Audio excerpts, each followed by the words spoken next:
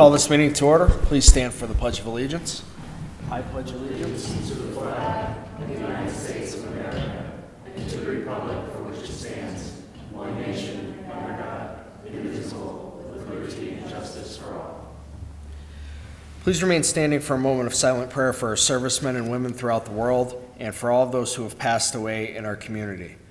We will observe a moment of silence this evening in honor of Patrolman Daniel Schaufler, who passed away following a courageous battle with cancer. Patrolman Schaufler honorably served the city of Scranton for 16 years.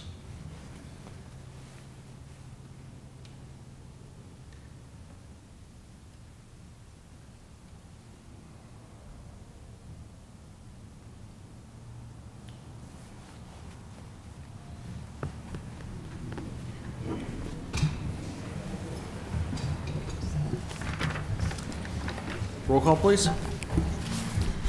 Mr. Perry? Here. Mr. Donahue? Here. Mr. Evans? Here. Mr. Gahn? Here. Mr. Rogan? Here. Please dispense with the reading of the minutes. Third order, 3A Controller's Report for month ending December 31, 2018. Are there any comments?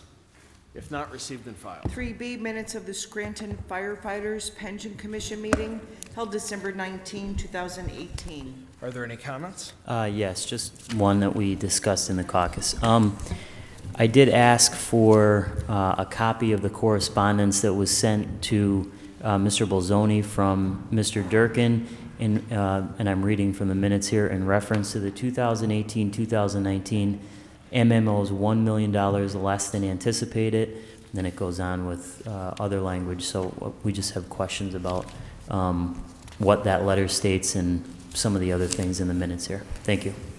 Anyone else? Received and filed. 3C Minutes of the Non-Uniform Municipal Pension Board meeting held December 19, 2018. Are there any comments? If not, received and filed. 3D Minutes of the Scranton Police Pension Commission meeting held December 19, 2018. Are there any comments? If not, received and filed. 3E Minutes of the Composite Pension Board meeting held December 19, 2018. Are there any comments? Received and filed. 3F Agenda for the Non-Uniform Municipal Pension Board meeting held January 16, 2019. Any comments? Received and filed. 3G Correspondence received January 21, 2019 from Thomas J. Anderson and Associates Incorporated regarding the revised financial requirement and minimum municipal obligations for the City of Scranton's pension plans for 2018 and 2019 based on 2018 pension bond transaction. Are there any comments? If not, received and filed. 3H Tax Assessor's Results Report for hearing date held January 16, 2019. Are there any comments? If not, received and filed. 3I Tax Assessor's Report for hearing date to be held January 30, 2019. Any comments? Received and filed. 3J Minutes of the regular meetings of members of the Scranton Housing Authority held November 5 and December 3, 2018. Are there any comments? If not, received and filed. Do any council members have announcements at this time? Yes, I have one announcement. This is from Lackawanna County. I'm sure anybody who's seen the weather knows it's going to get very cold. Based on the current weather information in Lackawanna County, they're declaring a cold blue frigid weather alert. A cold blue is in effect for Lackawanna County beginning at 8 p.m. on Tuesday, January the 29th, and ending at 2 p.m. on Saturday, February 2nd. A cold blue alert is issued when the forecasted temperature in Lackawanna County, including wind chills, is expected to reach 20 degrees Fahrenheit or lower. The goal of this notification is to make people aware of the extremely cold conditions, provided information related to health and wellness in cold weather, and publicize the locations of emergency homeless shelters that are operated by area social service agencies. During a cold blue alert, homeless individuals can access an emergency shelter at the following locations: St. Anthony's Haven, 409 Olive Street. They have overnight hours, 7:30 p.m. to 8 a.m., and Community Intervention Center, 445 North 6th Avenue. They have daytime hours, 8 a.m. to 6 p.m. That's all I have. Anyone else? One brief announcement. An executive session was held prior to the meeting tonight regarding a matter of litigation. Fourth order, citizens' participation. Our first speaker tonight is Joan Hodowanitz.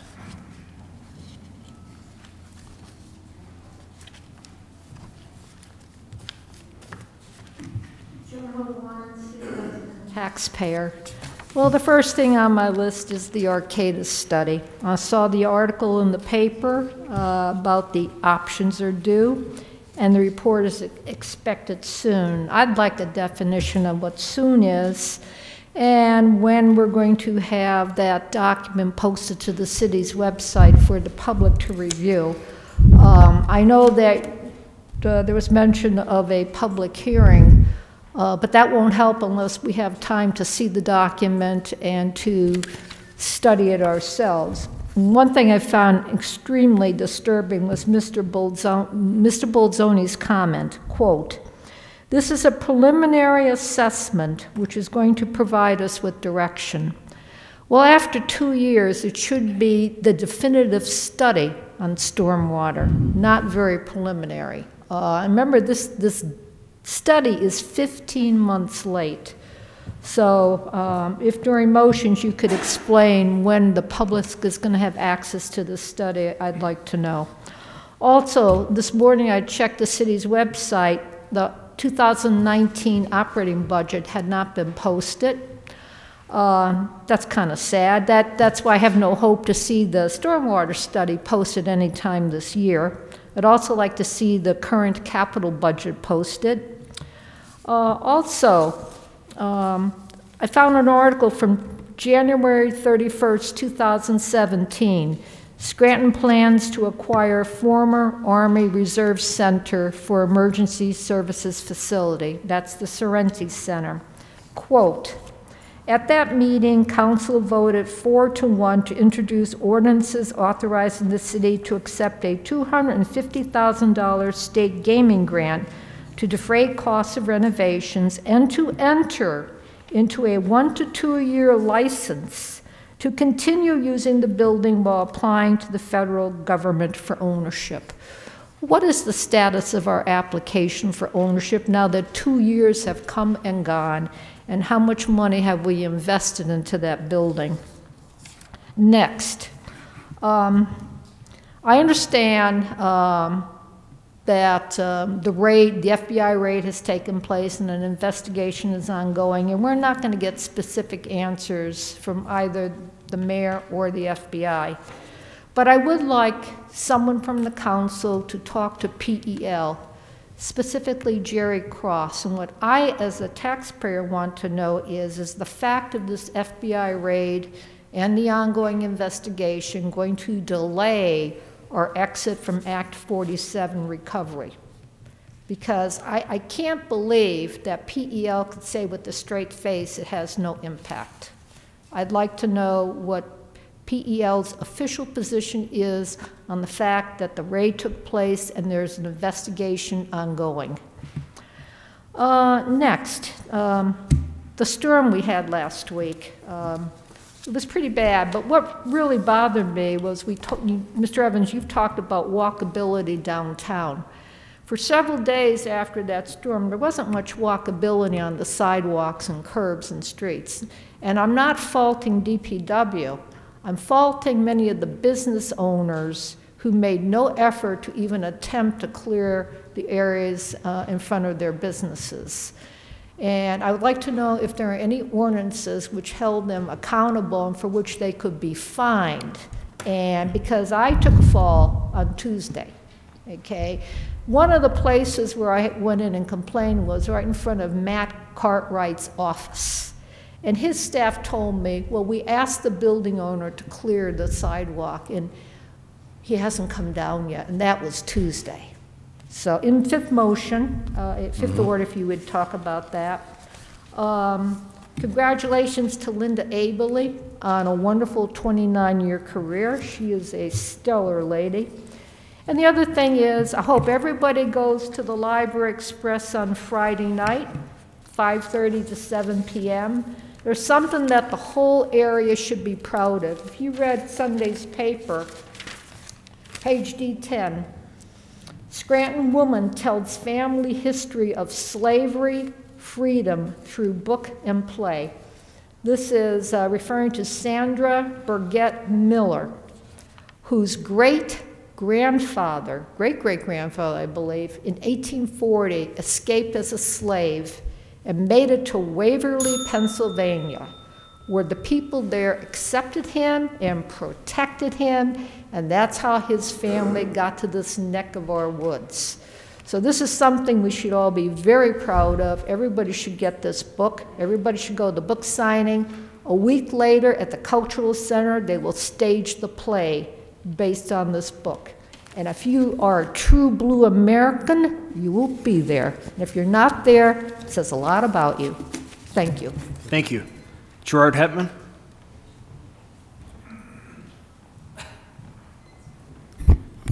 Good evening, Council. Gerard Hetman from the Lackawanna County Commissioner's Office.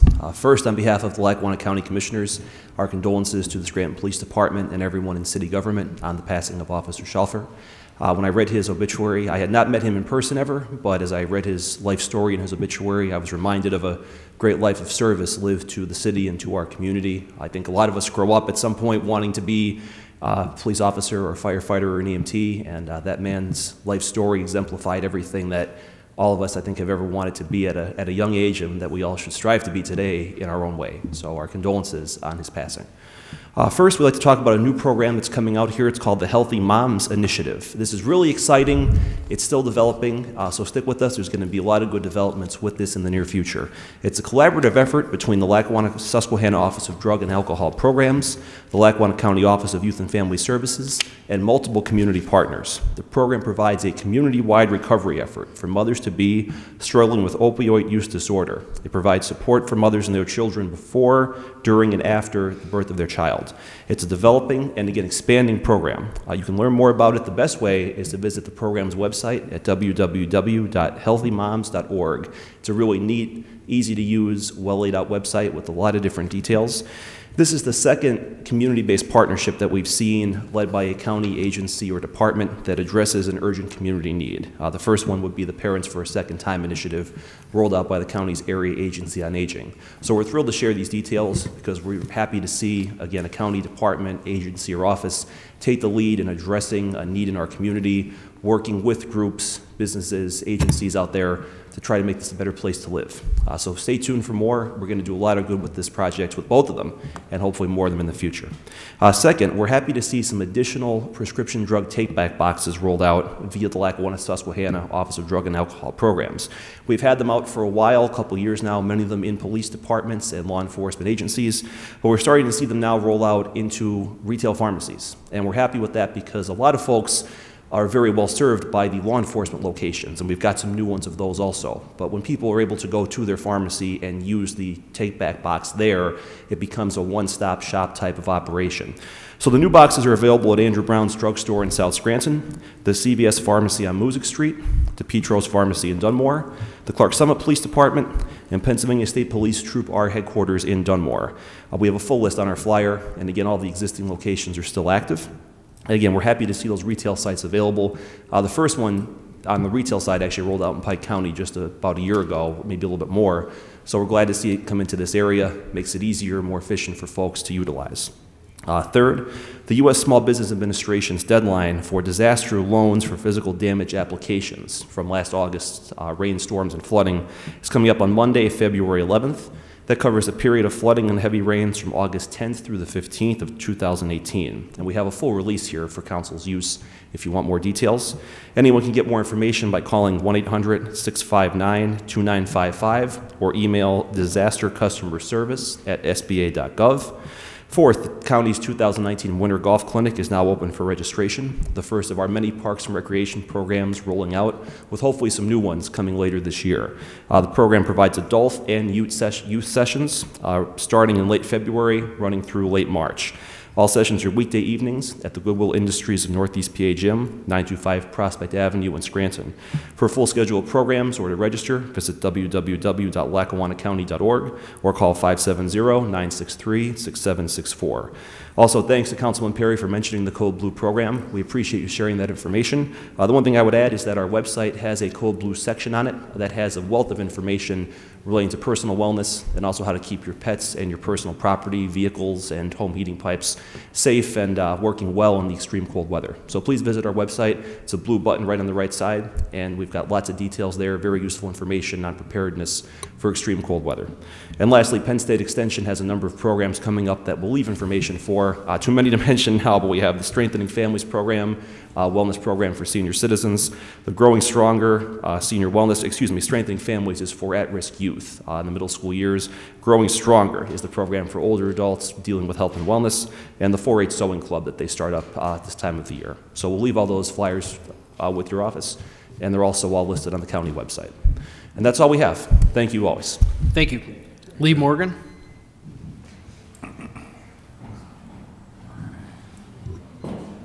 I'm troubled.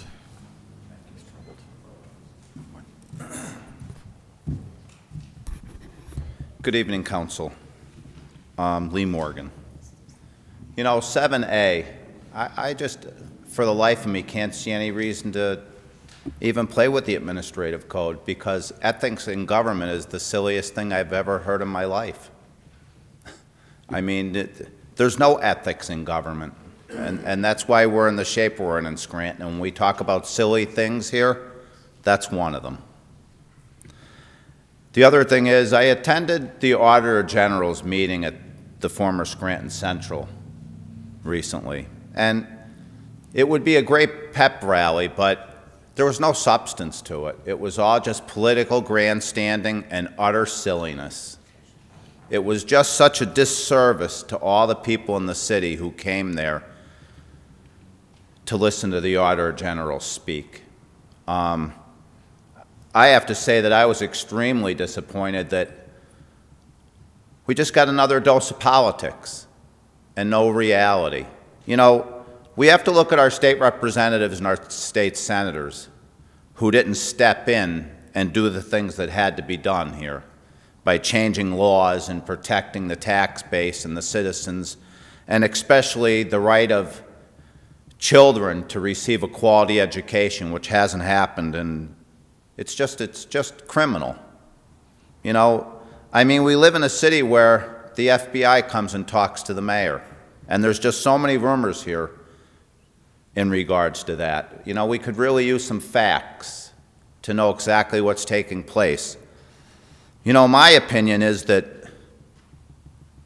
they should be investigating everybody. And the investigation that winds through the Scranton School District with all the silliness that took place there, people need to go to prison. We need to take a good look at the sewer deal in the city of Scranton and the councilmen that were involved in voting for it, and the board members on the sewer authority. And we have to ask ourselves, how much of that money actually went into the city's pension programs? And what was the real benefit to the residents of this city of such a silly move by its elected officials? And did the Scranton Sewer Authority collapse due to the incompetence of our elected officials and of the board of the Sewer Authority? I mean, it's just mind-boggling that something could be that mismanaged. And now we're going to talk about I guess they call it a rain tax. But when the city, and well, you might as well say the Sewer Authority, whoever you want to say conveyed that property to Pennsylvania American Water, how do you give them the part of the rate that had to do with maintaining the storm catch basins? How do they claim the whole rate, and how do we have elected officials in the city that looked at this deal and didn't separate the residential rate from the stormwater rate and preserve that for the residents of this city? And now we're talking about another authority. Does the city of Scranton really need any more authorities, or should we just abolish all of them that exist and incorporate that debt into the city and get rid of every authority and start really conducting business the way you gentlemen were elected to represent the residents of this city, and stop all the little shenanigans and silliness that's taking place? You know, pretty soon there's going to be another election for council members. And for the life of me, if the residents of this city don't wake up, well, it really doesn't matter if they wake up at this point, because there's nothing really left to save. Everything is gone. And like Mrs. Boland said at the pep rally with the Auditor General, 40% of Scranton's property is nonprofit. 40%. And yet this council never created a zone where these universities and colleges had to operate and retain their educational facilities. They left them spread out across the whole city and just destroy the whole tax base. Between that and allowing all these condemnations to take place, city government has destroyed its own city. And it's really remarkable that, you know, we have a state representative that's fighting blight and handing out free coats to the impoverished citizens of Scranton. And we have a state senator that doesn't even know his job either. It's just ridiculous. Bob Bolus.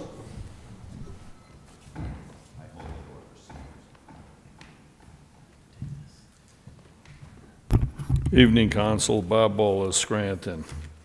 One question I have before I get into the Code of Ethics here is I brought up a while ago about candidates speaking here before council, and we were told you couldn't do it. I litigated this a long time ago when I was a candidate, and it was supposed to have been reviewed, and I'd like to know the answer to that, because we have a lot of candidates running for office right now. It should be afforded the opportunity to become. I did discuss that with our solicitor. I think the situation it was different with you is you're a Scranton resident. So whether you're a candidate or not, if you live in the city, you have the right to speak at our meetings. If the person is not a city resident and running for, say, state representative or state senate, then they would not be allowed to speak. Right, but certain things that a candidate running, whether it's state senator or not, affects what happens here in the city of Scranton. So it's kind of ambiguous to a degree that all candidates should be afforded the opportunity, because what goes on in the county or the school district or something else affects us here in the city. So I believe we should take the wisdom of all the candidates running here and make that exception. I don't think we should bifurcate who can speak and who can't, whether you're a city resident or not. A lot of things going on out here affect this city. Tonight, in your ethics code, you have conflict of interest. If this is passed tonight, then you need to do what is right, because you have a city official, Hinton, who is doing a deal at Naog Park, and he did it as an employee of the city. Your code of ethics prohibits him from doing anything the moment you approve this tonight. So I would like to see that immediately taken care of and that contract is negated, because if you go through your code of ethics, you go to the no bid contract, and that's what this was. So in your code of ethics, you need tonight to negate that contract and end the no bid contract that he had, because it was never put out for bid. So if you don't do that, you're already in violation of your code of ethics tonight. The other part is awarding contracts under Section H. To the extent it is not consistent with federal or state law, city employees. Hinton, again, was awarded a contract to purchase a piece of property in the city of Scranton as a city official. Again, your board of your ethics here tell you you must negate that contract or reprimand him to the extent that he's either fired for violating the code of ethics. This is what I told you a couple of weeks ago when you were doing this. This is a double-edged sword. So when you put it in, you can't just pacify some and criticize others. So if you're going to use the Board of Ethics, then you live by it. It's your Bible. It's also your judgment, too. The other part of it is, and I've been listening to this, and we've been reading about it, and this, Mr. Gahan, is things you've been bringing up about campaign finance. Okay, you're limiting people to $20-some $100 and stuff like that. But a personal candidate, a candidate's own personal finance has no limitations. So what happens here, to me, this seems like it's a restriction to keep some candidates from accumulating contributions in order to be viable candidates to buy press and everything else. This is a double-edged sword again, because you could give a candidate personal money as a loan. It's his personal money. He doesn't have to tell you anything where it came from or what he did with it, because it is now his personal money. It could be $5,000, $100,000, it could be anything you want to be. So this is really something that should be either limited, that a candidate can't spend any more than $2,500 of his own money if his own political action groups can't spend any more than that. It impedes a candidate's ability, as we all know what it costs for news media, press, and everything else that it takes a candidate to run a campaign. So you have a lot of things in here that need to be readjusted. And one of the things that went on here, and I brought it up with the Holy Cross Church I bought, we were taxed over $500,000 for a $35,000 investment. I owe $50,000 in back taxes, yet under the Board of Ethics, Council has not done anything to effectively challenge the tax assessment on my part. Thank you, Mr. Bowles. You see what I mean? So if you're going to pass this, just remember, you better make changes the minute you do this tonight, because if it isn't, I could assure you, I'll be back for the violations and anything else that goes on. How we're addressed, how we're treated here in council is the way the Board of Ethics will affect each and every one of you, especially when I bring a skunk here. Thank you. Thank you. Jay Walsh.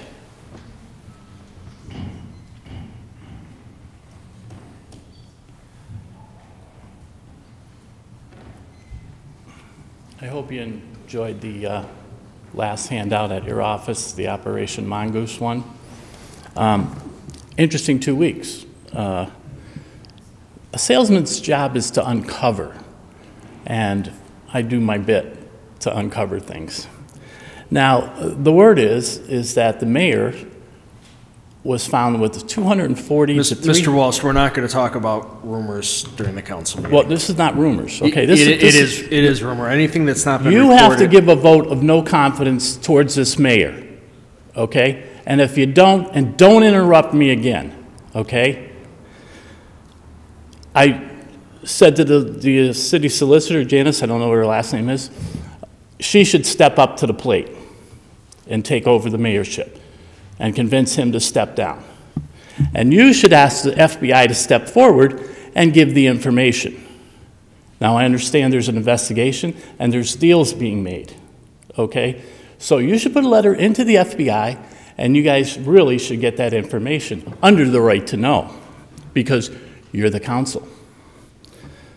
Now, concerning the judges, both federal and common plea judges, okay, I came by firsthand knowledge that homes were built, particularly federal Judge Mariani. Mr. Walsh, you can't make allegations, unfounded These are not allegations. allegations. This is found truth, okay? Where has this been reported? Where's it been reported? I reported it. Well, Mr. Okay? Walsh, and I told you can't just come here and make those type of allegations against people. Well, you know what? If you want to state, I got from firsthand. I got from the people who did the work. Okay, so that's not. Mr. Walsh, if you know of a crime, you should report it to the proper authorities. I did. But this is not the venue for that. You know this. I already reported it. Okay, I'm not afraid to report things. That's what I do. Now, with the Auditor General DePasquale, I asked him, "Are you a politician? Are you an auditor?" He said, "A politician." And you know my feeling about politicians. We don't need politicians, okay? Now, I also, at that meeting, said that the Commonwealth of Pennsylvania is worth $7 trillion. You take that into the Commonwealth of Pennsylvania bank, and now it's $70 trillion. And he knows this. He's been reading my work for years. And he admitted so, okay? So, on the 5th, currently at February 15th, I'm going to take the teachers down to the state capitol. There's some things that we really need to accomplish. You know them. I wrote to them, and the teachers are going to know about it. And then on the 15th, we're going to go to Washington. Okay?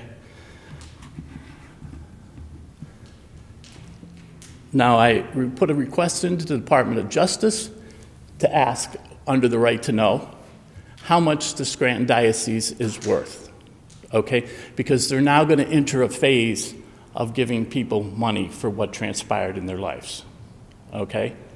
And the stories are horrific. I've interviewed probably close to 100 people, was affected personally, okay?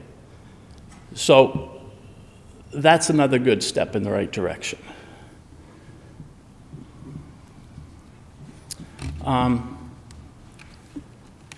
So that's all I have to say, gentlemen. Thank you. Ron Ellman.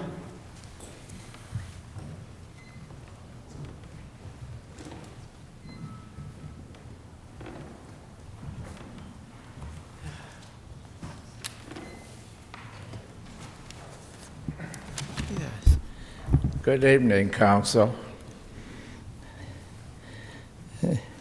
And the few people out there that are still around listening to my dribble. Roseanne told me, a lady at church told her, they really wait for me to come up so they can go to the bathroom. It's nice somebody appreciates me. Tonight I choose not to speak too much about our mayor's plight. I always thought that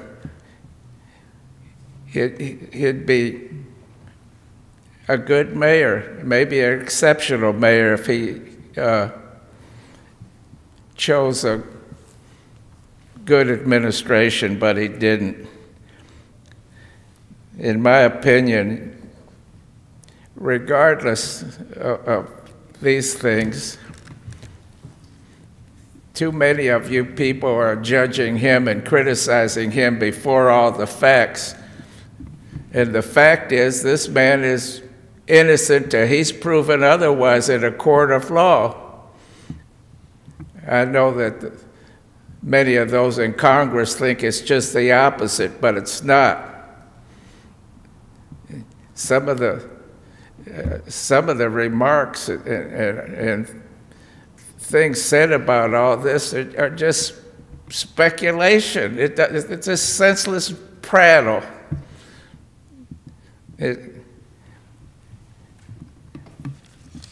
I'll tell you, this gentleman's lucky who's ever responsible for the FBI.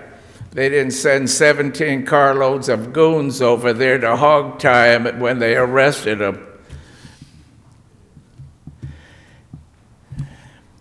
You know,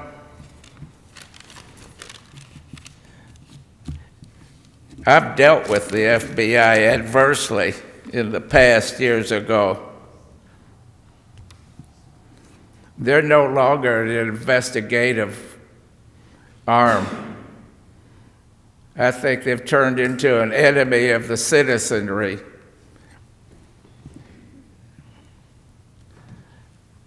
You know, people that have no business in government are buying into it. This Congress and people running for office now all over the country, I just never seen such a bunch of misfits and excuses for people voting.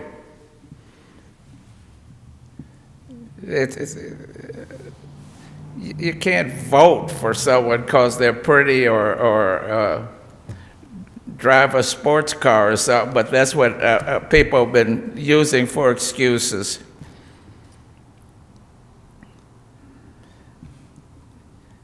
You know, the government I don't know how to say it without getting in trouble. The government is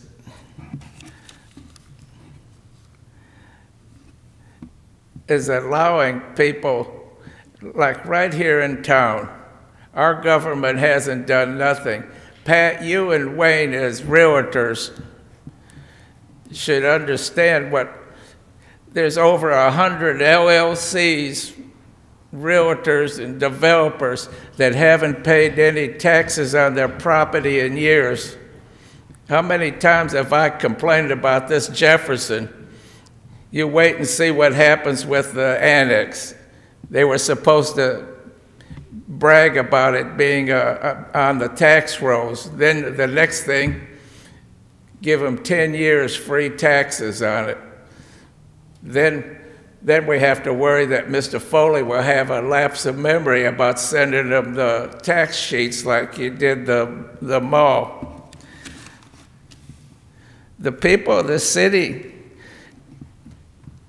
you can't soften the blow like you tried in the paper about the taxes coming, Wayne.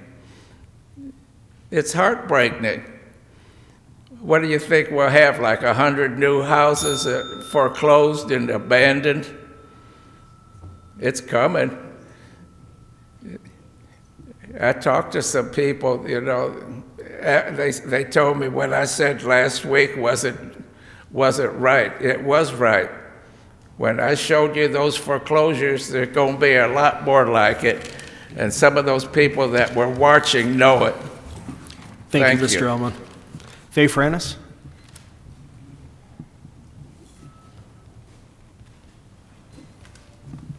Faye Frannis, Kathy. Emerson said hi. I asked 2 questions last week. I wonder if you have the answers to those questions. If the mayor were to step aside because of this FBI investigation, which I believe he should, would the deputy mayor be in charge? No. No. Who would be? The council president would for 30 days, up to 30 days. I said if he stepped aside. I didn't say if he were fired. Just stepped aside. That's 2 different things. Resigned? No, stepped aside until the investigation were over. I don't know if that's an option for just to not show up to work, if that's what you're... Pat, if he stepped aside on his own, that is an option until the investigation is over. The deputy mayor, I believe, that's why I asked you a question, if the deputy mayor would take over until the investigation was over. My understanding is the deputy mayor only takes over if the mayor is incapacitated or steps aside. I don't think that would be the case. You don't think? That's my question. I asked you to find that out last week, 2 weeks ago, and you didn't. You're just guessing again. Okay, what would happen? The other question was, if he were to be fired, would the Pennsylvania law say that a special election would take place, or as the Home Rule Charter says that after 30 days you would appoint someone? Which is it? Did you find that out? It would, within 30 days, council would appoint somebody to fill the remainder of the term. Depending on the timing, there may be a special election. What do you mean, depending on the time limit? In the past, judging by what's happened on council appointments, if there's more than 2 years remaining on a term, there would be a special election. Well, there is more than 2 years on this term. Well, you're assuming if something happened today. Okay. You're saying if it's less than 2 years, there wouldn't be a special election. If it's more than 2 years, there would be. Is that a law, or are you just guessing? That's what it says in the charter. The Home Rule Charter? Right. Didn't say that. It said someone will appoint someone after 30 days. Right. The Home Rule Charter didn't say anything about the Pennsylvania law. No, not a Pennsylvania law. I'm asking you, Pennsylvania have a special election?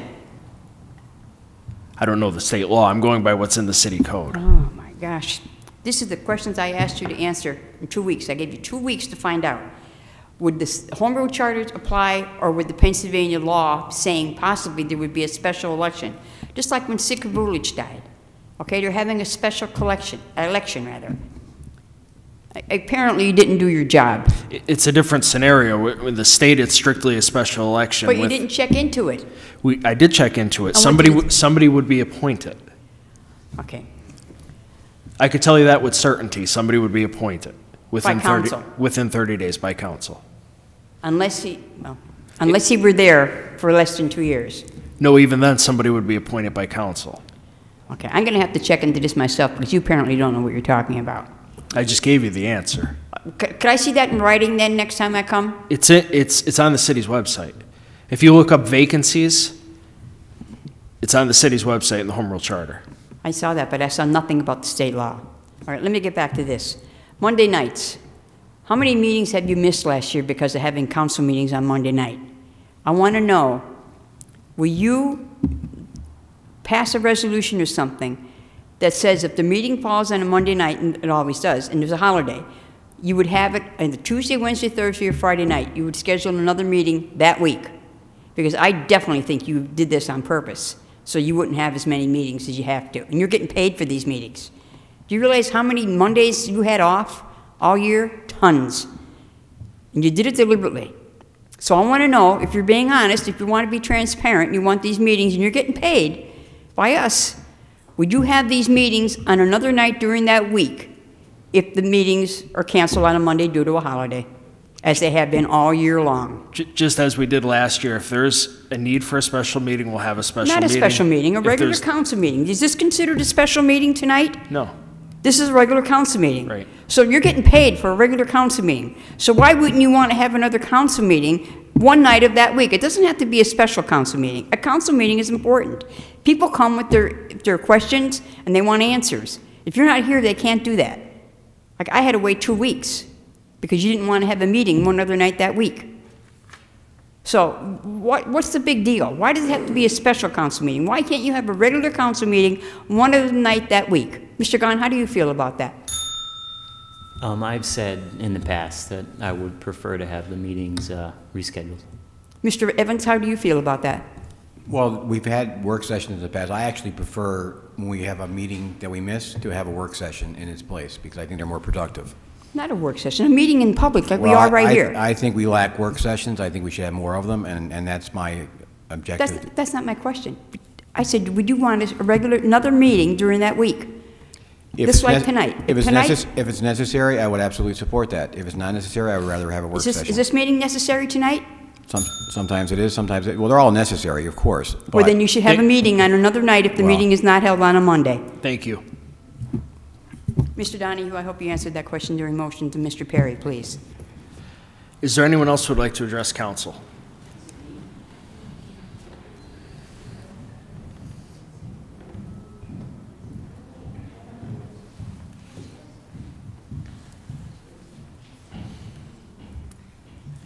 Good evening, Council. Glennis Johns, North Scranton. I just came here with some news for Friday. Friday is February 1st, which starts Black History Month, and the Black Scranton Project is having our very first Black History Month exhibition. It is the first of its kind in the city. We will be displaying a lot of history from the African American community as far back as 1870. So I have a lot of artifacts to show. We have a lot of information. I think it'll add a good layer to Black History Month. It's open to the public. Our opening reception starts at 5 to 8. We'll have a musical performance and dancers and refreshments. And it's going to be a good time. It's a lighthearted event to have in the city. Like I said, it's open to the public. It is family friendly.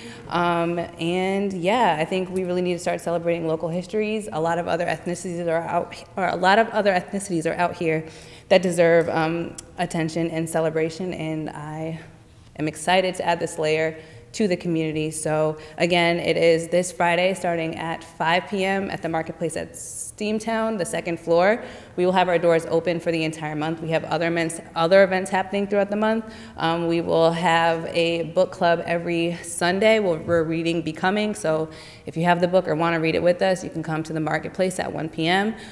We are also doing an open mic night at the end of the month. And we are also having a sip and paint night with an artist that's going to host that later on in the month as well. So there's a lot of cool things happening in the mall this month. I just wanted to let everyone know. Come out, enjoy yourself, and yeah, happy Black History Month on Friday. Thank you. Thank you. Is there anyone else who would like to address council?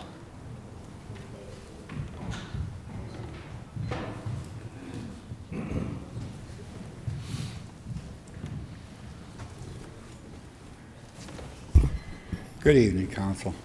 Dave Dobson, resident taxpayer. Okay. Once again, tax-exempt property has increased in Scranton. An educational institution bought up a property on Washington Avenue.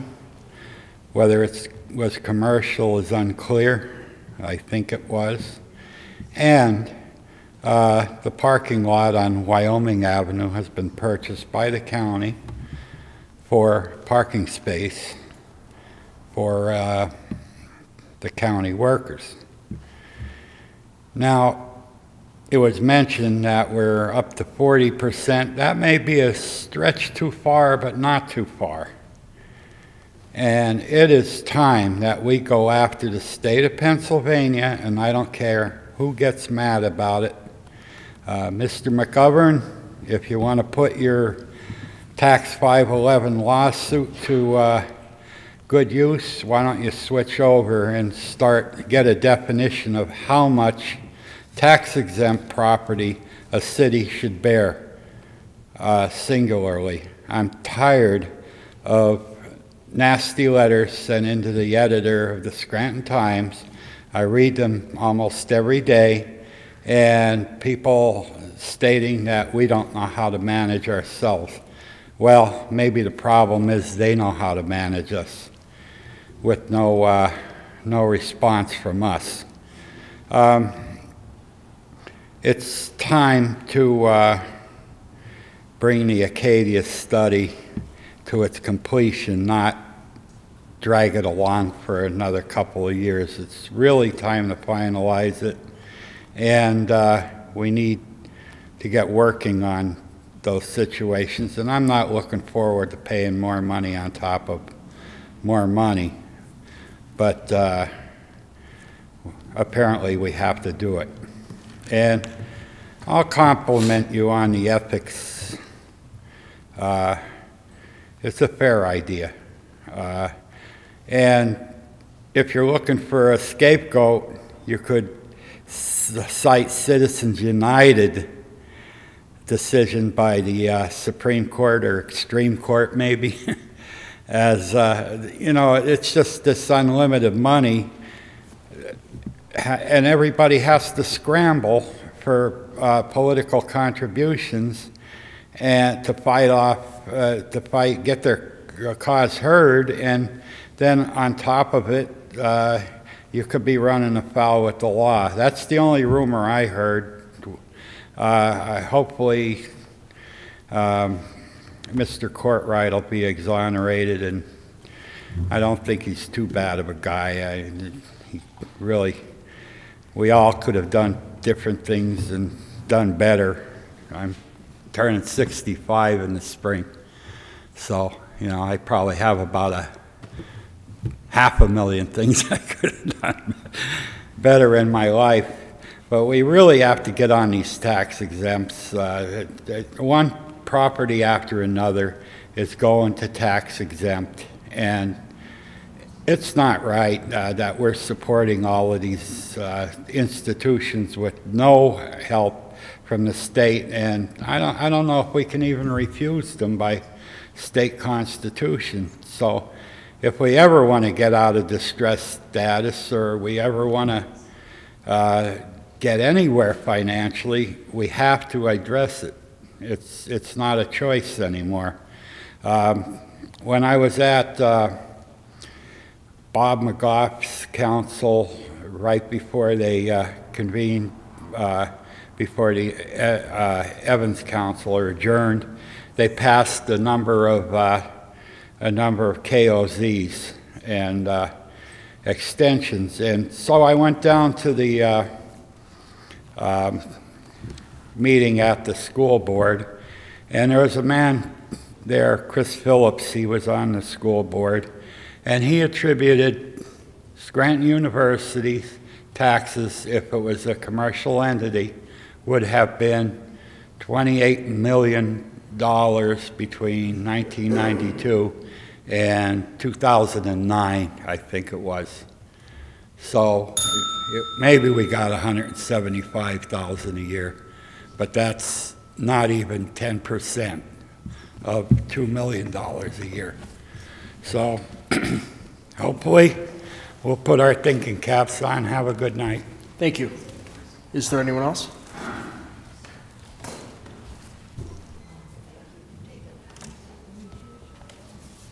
Good evening, Marie Schumacher.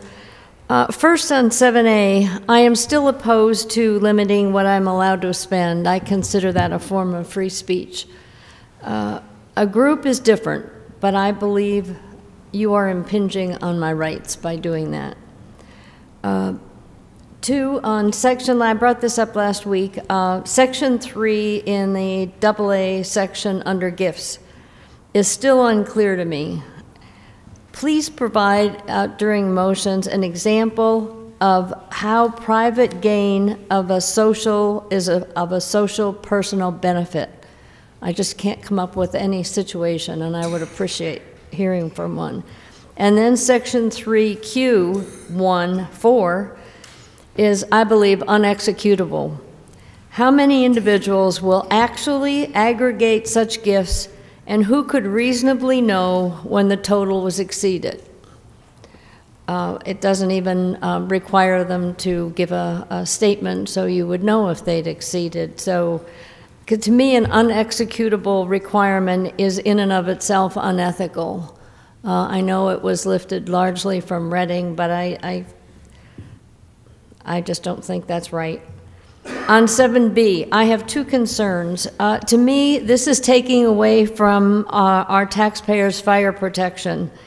And I question whether $250 per call would be sufficient to pay for the firefighter's time and the cost of operating the vehicle. I think that needs work. 7C, it seems to put a lot on the chief of police. Will the diagnosis be made by one of the physicians that determine disability? Also, I believe a maximum number of such Terry assignments should be included prior to passage of this resolution. I don't know that we have a budget that could sustain that. On 5E and 5F, have any of the physicians on these exhibits been employed by any union or municipality?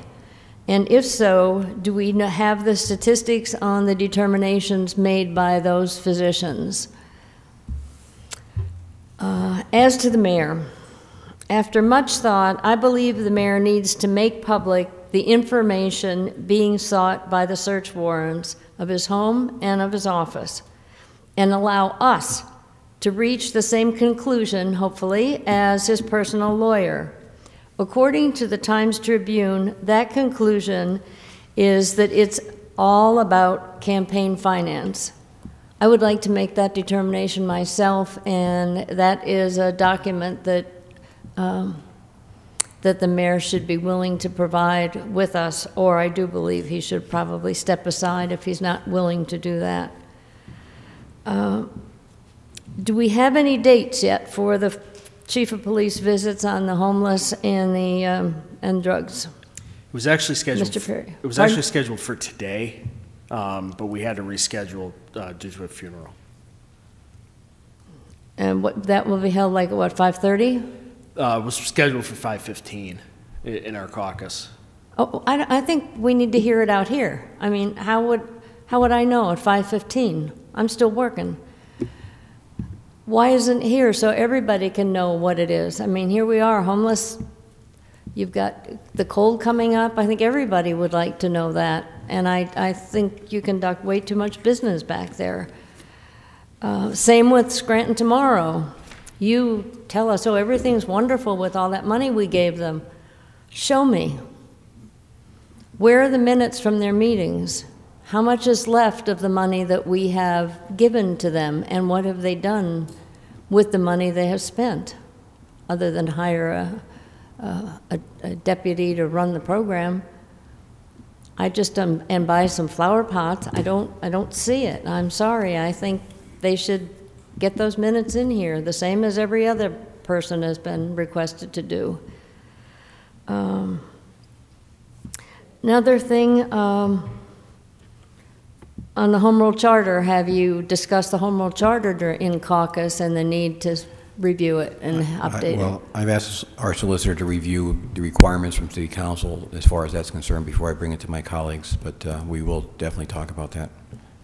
Okay. I am a proponent of the review. Okay, and then ice skating. To be continued next week. Thank you. Thank you. Is there anyone else who would like to address council? Fifth order, 5A motions. Mr. Perry, any motions or comments?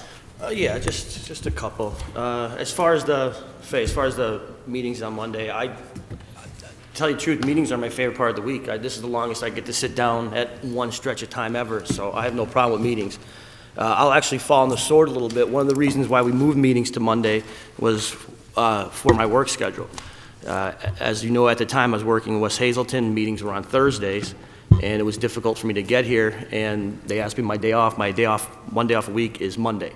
So that was one of the reasons why we kind of shift them. But as far as rescheduling a meeting that falls on an off day, yeah, I never have any issue with that as long as, you know, I'm free to show up at the meeting. If it's a night I'm working, the meeting can go on. I just might not be able to be there. But, you know, I'm definitely not a man that's afraid of work. And like I said, meetings are, you know, they're one of my favorite parts of the week. Mrs. Reed, we did talk a little bit about the property on 641 Pittston Avenue. I've been dealing with the property owner there for some weeks now about a damaged drain pipe. And we did get a response from DPW. I forwarded that response to the property owner. And where we're at right now is the property owner were just like an on-site visit with a representative from DPW who determined the cause of the problem, I guess is the best way to put it. And we just want to see the damage, the cause of the problem, who's responsible for it, how it's going to get fixed, and a timeline. I'm more interested in a timeline since it's on a city street that abuts his sidewalk.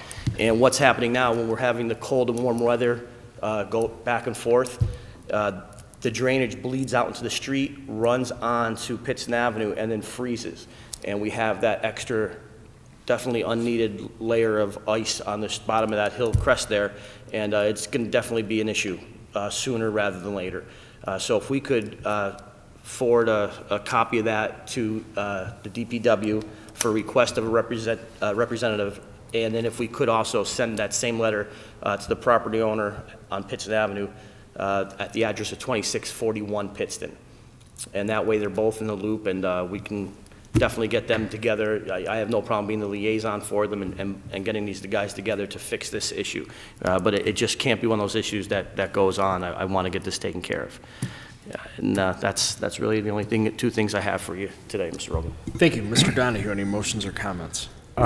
Yes, just to respond to Faye, I'd be more than happy to reschedule meetings at any time. I mean, at some points, you know, in the beginning of the year, it's a little different, but absolutely at the end of the year, when you hit a Columbus Day, you know, a Veterans Day, when we have budget going on, I think it's more important to schedule those, but I'd be in favor of scheduling them anytime. And then in response to Joan, I'd be in favor of releasing the stormwater study as soon as we receive it.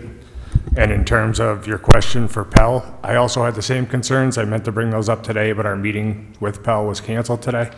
So I'll reach out to them this week. I would just like to start off by saying how extremely frustrated and fed up I am with government on all levels. We have a federal government that can be best described as dysfunctional. On the state level, we have a legislator that is too bloated and ineffective to get anything of substance actually done. Our county government is not only under investigation regarding the county prison, but it also lacks the quality leadership that is desperately needed at this moment. We have a school district under investigation with a school board majority that just can't seem to get out of its own way. And now we have a city who has a mayor who is apparently under FBI investigation at a time when we have much work to be done on issues such as stormwater, quality of life, garbage, infrastructure, economic development, just to name a few. I truly believe that the decisions we make over the next 18 to 24 months concerning those issues and many more will have implications for decades to come. Now is not the time to be distracted. A mayor cannot lead from a foxhole. The residents of this city deserve better leadership than that. So I will again call on the mayor to publicly address this issue himself, not through his attorney. If he did nothing wrong, he should make a statement to that effect and get to work addressing the issues that the city faces. If he did do wrong, he needs to resign and before he takes this city and its residents down along with him. That's all I have tonight. Thank you, Mr. Evans. Any motions or comments? A couple comments. On the Arcadis study, the plan at this point would be to have, once the study is finished and we have a copy, obviously we want to make that copy available to the public, and then we'll have probably a public caucus or a work session to really flesh out what's in the study, and we can have a better conversation of what's going to happen in the future. As far as the snow removal is concerned, there is an ordinance that requires sidewalks to be cleared within 24 hours. So I'd like to send a letter to LIPS asking how many warnings or citations or tickets were issued following the last storm, if we can. I think that's important because same thing, I walk all over the city, of course, and I walk especially downtown, and some of the sidewalks were atrocious, especially the ones associated with business. There is no excuse for that. It's a travesty, and it should be dealt with and corrected as best we can. This past Wednesday, the County Commissioners approved a $160,000 contract to Environmental Planning and Design LLC to update the zoning code for 9 municipalities that are part of the SAPA, the Scranton Abington Planning Association. So I was a very early supporter of the SAPA concept, and I continue to offer my support whenever I can. In fact, my involvement dates back to the very beginning in 2006. So this grant will allow 9 municipalities to begin the planning for 9 separate zoning codes, while simultaneously keeping in mind what is happening in their neighboring communities, while keeping the costs well below what they would have been otherwise. So I'd like to thank Commissioner Notarianni and Commissioner O'Malley for their yes votes on this contract. Clearly they understand the importance of this initiative to the SAPA municipalities and how important it is to update their zoning codes. As far as the County Commissioner voted in the negative, not so much. So now this clears the way for a new zoning code in Scranton. It is a long overdue and extremely important in maintaining a proper safety net for our neighborhoods, as well as, if done correctly, it will create an environment for growth and development within our city.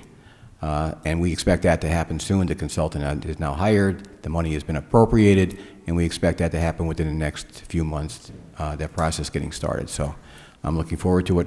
And I would encourage, once this process starts, it should be here at City Council chambers, at that table. I would ask neighborhood groups, citizens, the business community to be engaged in this process.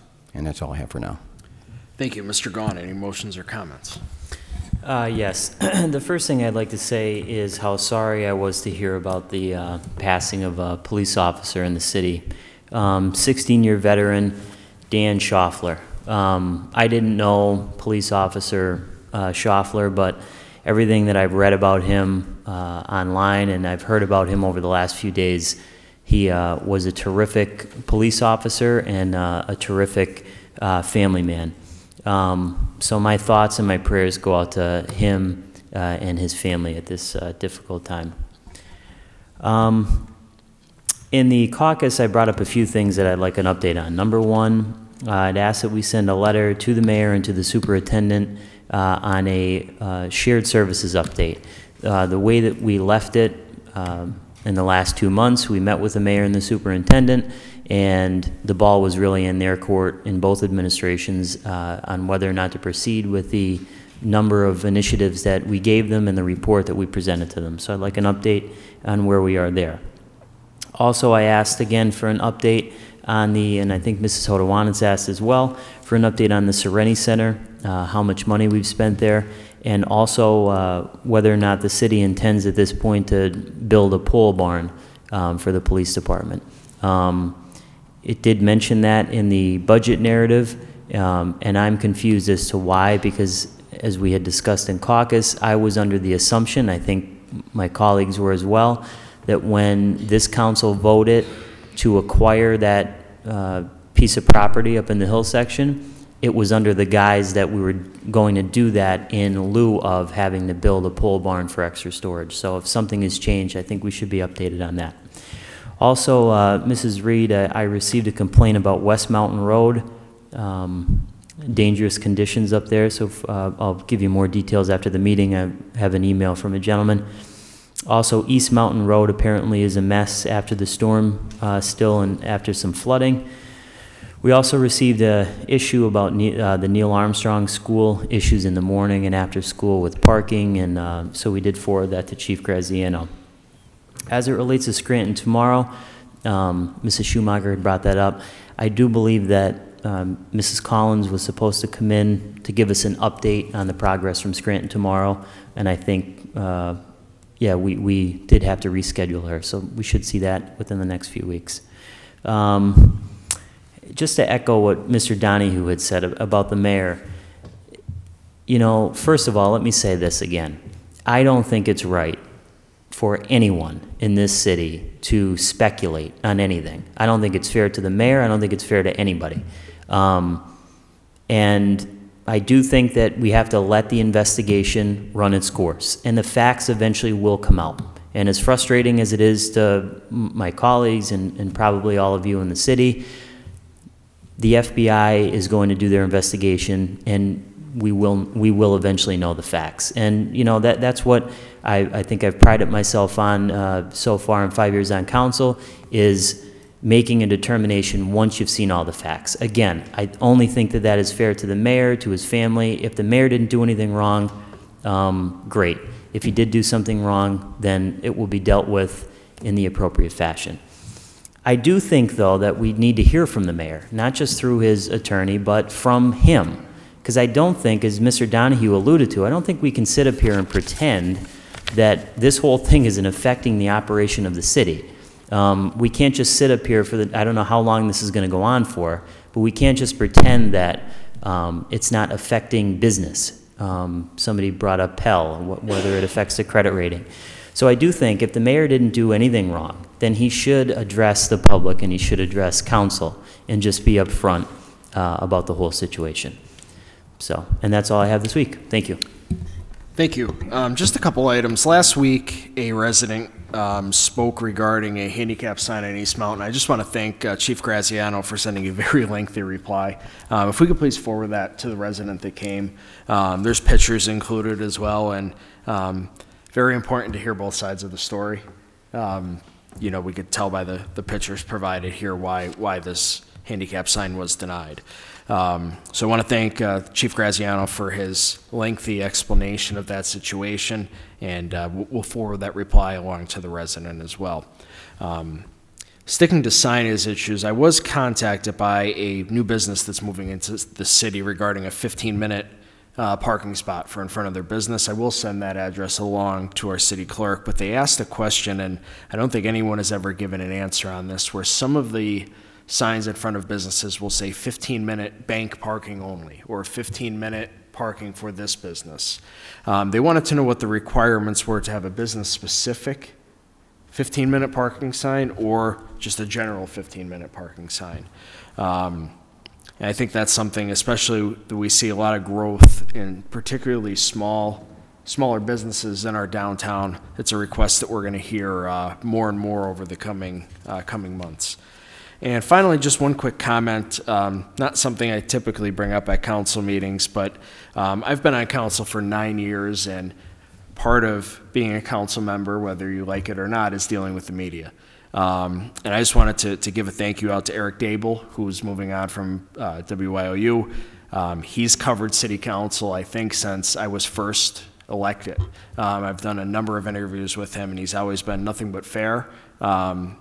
Gave great coverage to what was going on at our meetings, as does all the TV media in our area. But I just want to give him a thank you for all his great work and a congratulations, and we wish him well in his new position. That's all.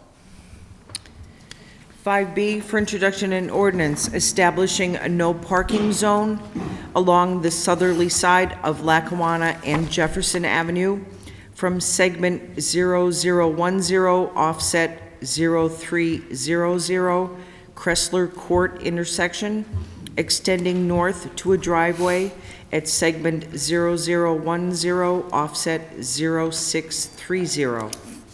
This time, I'll entertain a motion that item 5B be introduced into its proper committee. So moved. Second. On the question? On the question, this request to create a 300-foot no parking zone in downtown Scranton because of a driveway adjustment for a project that, quite frankly, should have never been approved by the zoning board in the first place is concerning at the very least. This PennDOT regulation-driven approved design, which seems to be another case of applying highway design standards on our local streets, is another example, in my opinion, of wrong-headed public policy. We should not be eliminating on-street parking in the downtown. We should be adding on-street parking at every opportunity.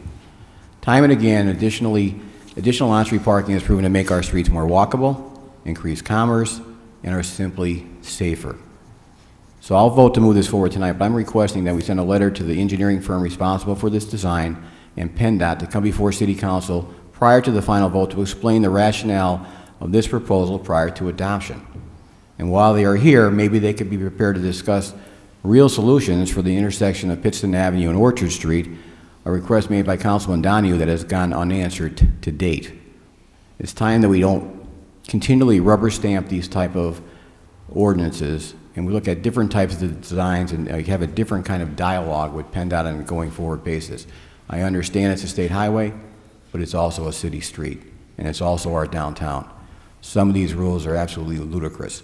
So hopefully we can begin this dialogue and start to come to some common sense approaches to these types of projects in the downtown and in our neighborhoods for that matter. So that's all I have. Anyone else? Yeah, I'll just follow up Mr. Evans' sentiments on that. I know we ran into an issue a couple years ago about I think it was a driveway installation, and it happened to end out into a PennDOT road. And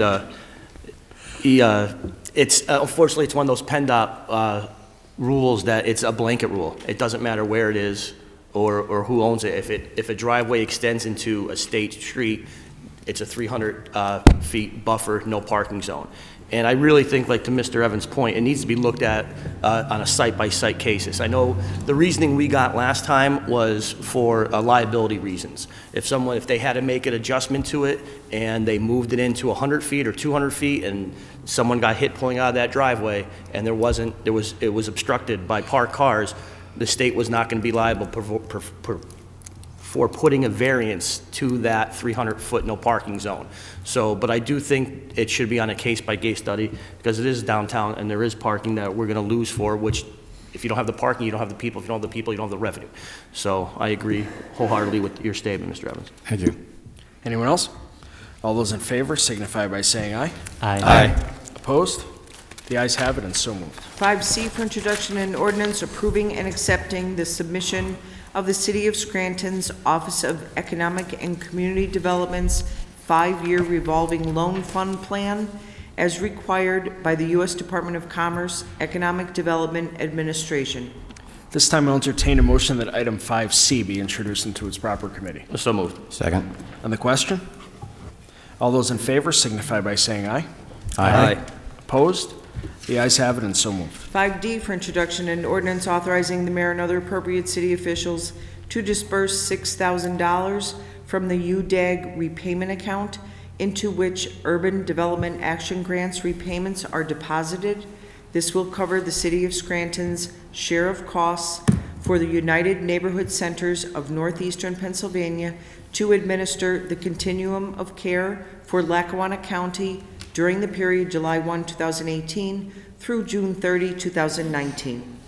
This time I'll entertain a motion that item 5D be introduced into its proper committee. So moved. Second. On the question? All those in favor signify by saying aye. Aye. Opposed? The ayes have it and so moved. 5E for introduction of resolution amending resolution number 86, 2018 entitled authorizing the mayor and other appropriate city officials to execute and enter into a memorandum of understanding by and between the City of Scranton and local union number 60 of the International Association of Firefighters, AFL-CIO, to include only the IME panel of physicians for disability pensions. This time I'll entertain a motion that item 5E be introduced into its proper committee. So moved. Second. On the question? Yes, on the question. I brought this up in the caucus. I think we need clarification on this piece of legislation for a number of different reasons. First, it says, whereas the modified duty sick time reimbursement, EMT, EMR, paramedic, nurse certification, as contained in the Memorandum of Understanding attached to Resolution Number 86, 2018, which we voted on, I believe, in December of 2018, was not approved by the bargaining union members. So the way that I'm reading that is what we had originally voted on in 2018, the modified duty, sick time reimbursement, paramedic, nurse certification, the fire union did not end up voting on that. So it's not part of the deal. So I'd like to know why they didn't vote on that and get clarification from the administration. Thank you. Anyone else? All those in favor signify by saying aye. Aye. Aye. Opposed? The ayes have it and so moved. 5F, for introduction of resolution authorizing the mayor and other appropriate city officials to execute and enter into a memorandum of understanding by and between the city of Scranton and Lodge Number 2 of the Fraternal Order of Police by amending sections of the Memorandum of Agreement dated March 11, 2016 regarding disability pensions. This time I'll entertain a motion that item 5F be introduced into its proper committee. So moved. Second. On the question? All those in favor signify by saying aye. Aye. Aye. Opposed? The ayes have it and so moved. Sixth order, 6A, no business at this time. Seventh order, 7A, for consideration by the Committee on Rules for Adoption, file of the Council, number 51, 2019, amending the Code of Ethics of the Administrative Code of the City of Scranton, Pennsylvania. I make a motion to amend item 7A as follows. Number 1, in section 1, declaration of policy, insert a new subsection as follows: E, to the extent and only to the extent that this code conflicts with the existing rights of labor and its members by statute of contract, then such statute of or contract shall supersede this code. Number 2, in section 3, definitions, subsection P, employee, omit the current definition and replace with any individual receiving full-time salary or wages and benefits from the city of Scranton. Subsection U, no bid contract, insert an additional sentence at the end of this section to read, a no-bid contract excludes sole source procurement, contracts below the bidding threshold, and those contracts arising out of an emergency declaration. 3, in section 6, prohibited behaviors, subsection A, conflicts of interest, omit number 4 in its entirety. Number 4, in section 7, penalties, restitution, subsection A, penalties, strike as set forth in section 1202B of the Charter of the City of Scranton. 5, in section 12, campaign contributions and reporting requirements, subsection 1, campaign contribution limitations, section D, adjustments. I, in the second sentence, remove administrative services director and insert business administrator. Second. On the question? Yes, on the question. All of those amendments that Mr. Evans just made were basically to clean up some of the language. Nothing major was changed at all. I'd like to thank the city solicitor for her help when the administration had reviewed the legislation. Our solicitor, Mr. Menorah, Mrs. Eskra, and the council for the police union got together to change some of the language. So that's it. Thank you. Anyone else? All those in favor of the motion to amend 7A signify by saying aye. Aye. Opposed? The ayes have it and so moved. As chairperson for the Committee on Rules, I recommend final passage of item 7A as amended. Second. Second. On the question? Yes, on the question. I won't, dwell too much on this because I think I've talked about it the last 3 or 4 weeks, but it's my belief that every city should have a strong code of ethics and an ethics board that is relevant and active, which I don't believe this board was over the last few years, and I don't believe that that was the case. I do think that this is a step in the right direction. I think we've received every indication from the administration that they are on board with this and they are going to implement it. I know that once this is passed, council has discussed soliciting applications for the 2 appointments that we will get to the Board of Ethics, And then it would be my recommendation to interview those applicants and then make a decision. And I would hope the same would be done by the mayor and the city controller, who would also get one appointment, because I do think these appointments are extremely important. This is meant basically as a guide for city employees and public officials. You know, I've heard a lot of talk over the last few weeks that, you know, this code of ethics is, you know, it's something people don't understand it. They think that council is going to be implementing this. This legislation that we're passing is just updating the code of ethics and making the board relevant again. So when this is passed, it will be the prerogative and up to the administration to implement this. And then when the Board of Ethics takes, when they take their seats, then it will be on them to implement and follow this code and follow the legislation. So I hope everyone understands that. Thank you. Anyone else? On the question, just briefly, it should be noted that this legislation is not a reaction to the recent events in any way. It was actually a proactive initiative by this city council before any of the recent events took place. And I think that's important for people to know that this was in the pipeline long before these events unfolded. So I think that's important. The other thing I do want to mention too, on top of that, is, you know, one of the things within this code that I think is important is the ability for a city employee or a public official to get an advisory opinion.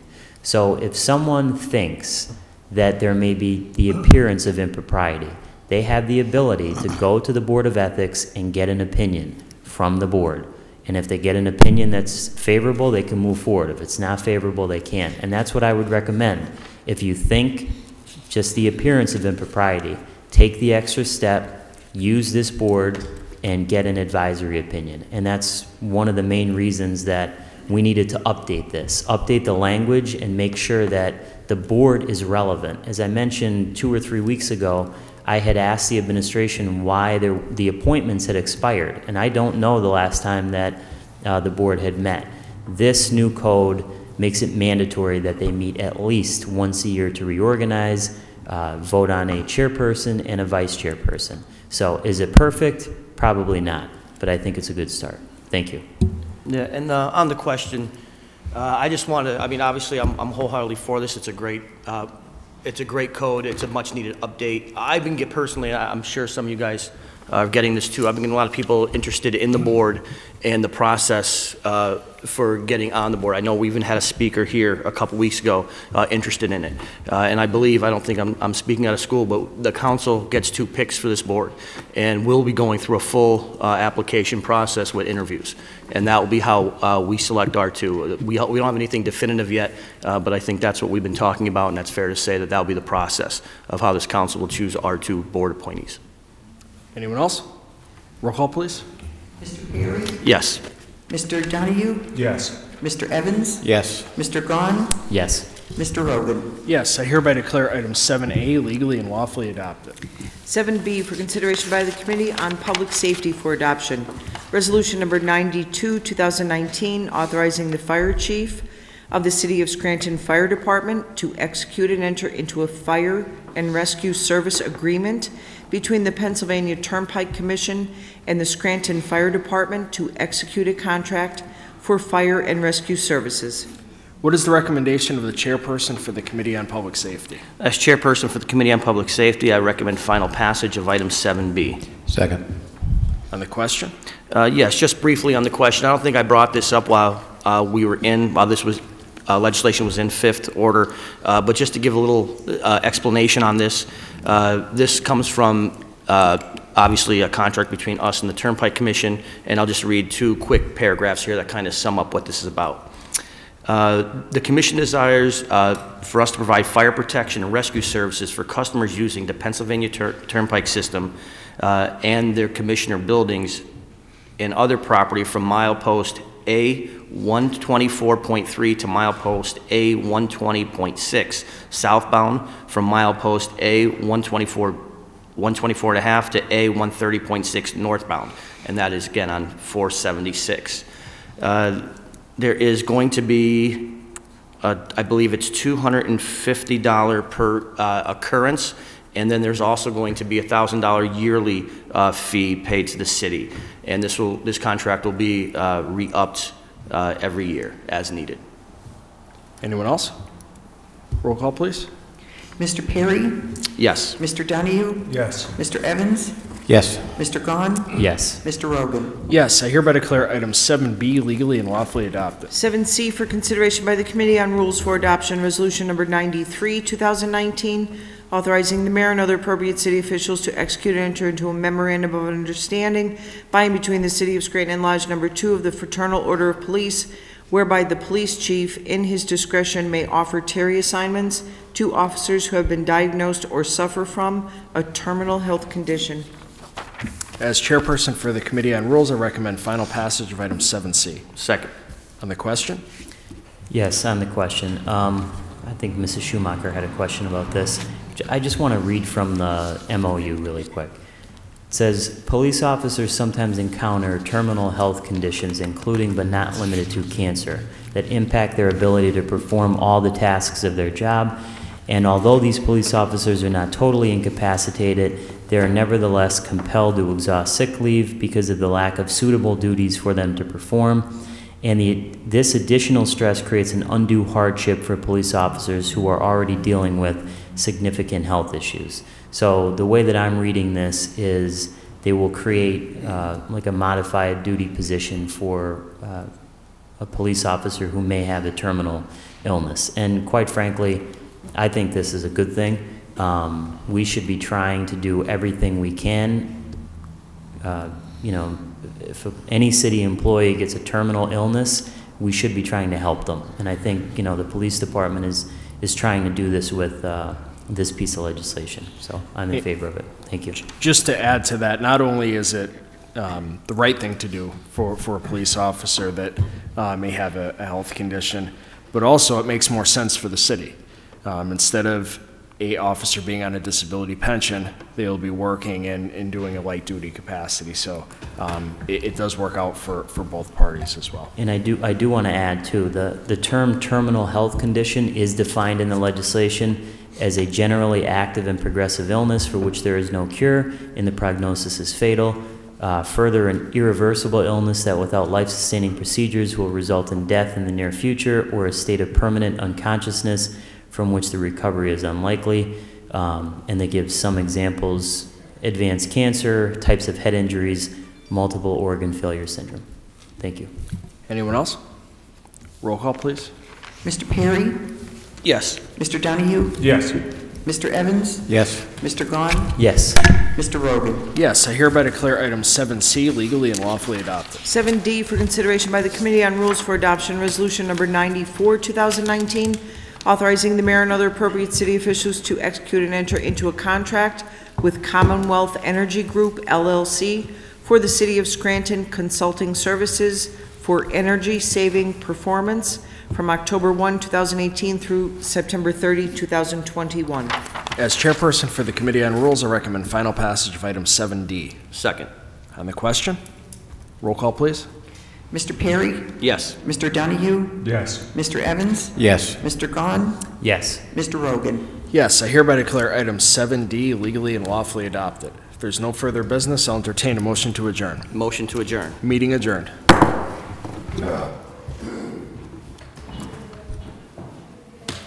I just got this new phone.